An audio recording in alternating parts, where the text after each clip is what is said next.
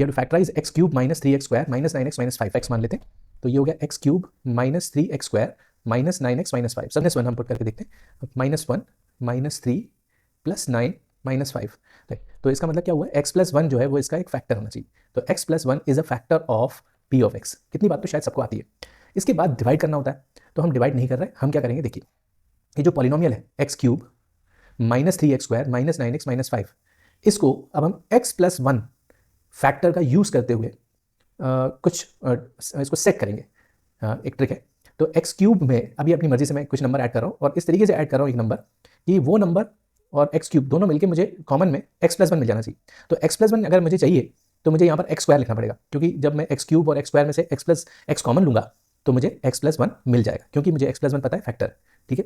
तो मैंने second term अपनी मर्जी से लिखा यहाँ पर प्लस एक्स स्क्वायर। क्यों लिखा, क्योंकि ये दोनों टर्म्स में से कॉमन क्या आ जाना चाहिए, एक्स प्लस 1 आ जाना चाहिए। ओके, अब आप देखिए अगला टर्म है minus 3x square, minus 3x square plus 1x square में हम क्या ऐसा ऐड कर दें या सब्ट्रैक्ट कर दें कि माइनस 3x स्क्वायर मिल जाए, तो आपको करना पड़ेगा minus 4x square, minus 4x square. ठीक है, तो माइनस 3x स्क्वायर मिल जाएगा। ओके, अब देखिए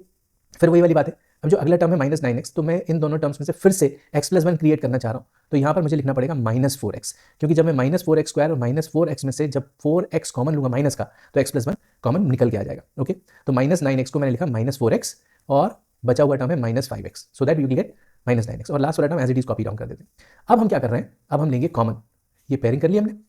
और अब कॉमन लीजिए एक्स क्यूब और एक्स स्क्वायर में से एक्स स्क्वायर कॉमन लीजिए, एक्स प्लस 1 बचेगा, यहाँ से माइनस 4x कॉमन ले लीजिए, एक्स प्लस 1 बचेगा, यहाँ से माइनस 5 कॉमन ले लीजिए, एक्स प्लस 1 बचेगा। तो अब एक्स प्लस 1 कॉमन आ रहा है, that you can take common, और बचेगा x square minus 4x minus 5। Now you can split the middle term here, minus 5 into में चाहिए माइनस 4x, आपको सम या सब्ट्रैक्ट करने पर चाहिए, तो माइनस 5 प्लस 1 से मिल जाएगा, माइनस 5 प्लस 1 से, तो एक्स प्लस 1 और यहाँ से आ जाएगा एक्स माइनस 5 एक्स प्लस 1। सो ये इसका आंसर हो, x cube plus 13x square plus 32x plus 20। सबसे पहले तो आप ये 20 को फैक्टराइज करेंगे, और 1 2 4 5 10 20 ये सब इसके फैक्टर्स हैं, तो माइनस 1 पुट करके देख रहे हैं, माइनस 1 माइनस 13 माइनस 32 और प्लस सॉरी माइनस 1 प्लस 13 आएगा, माइनस 32 प्लस 20, तो जीरो आ रहा है इसमें भी, मतलब माइनस 1 से ही आ रहा है, तो इसका मतलब एक्स प्लस 1 आपको फिर से क्रिएट करना पड़ेगा। तो एक्स क्यूब में मैं यहाँ पर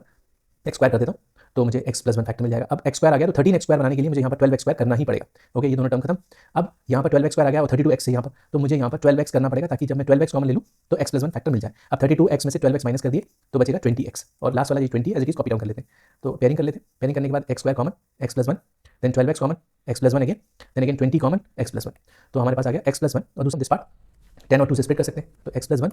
एक्स प्लस 2 और एक्स प्लस 10, ये आंसर हो गया इसका।